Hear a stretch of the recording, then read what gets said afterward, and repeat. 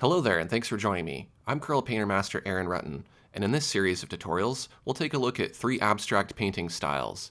Abstract painting is a very interesting style of painting because it deviates away from the traditional style of painting, which was to try to paint realistically. In abstract art, you're just painting. You're not necessarily trying to have an objective or a goal. You're not trying to achieve realism, and you can really feel free to do whatever you like.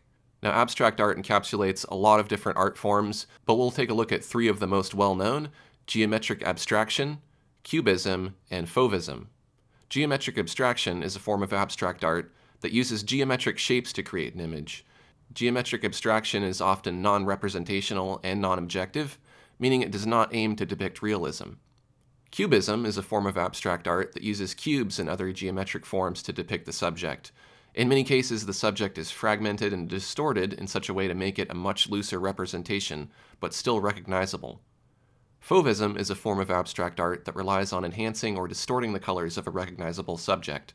Saturated bright colors and non-representational color schemes are often used to make the image pop. It's not uncommon to see the subject oversimplified in its depiction. So those are the 3 major styles of abstract art. All 3 of these styles are interchangeable, meaning you can draw inspiration from just one or all 3 if you like. Let's go ahead and start with geometric abstraction. We'll start out by learning how to create geometric shapes in Corel Painter, and then we'll move on to create a step-by-step painting.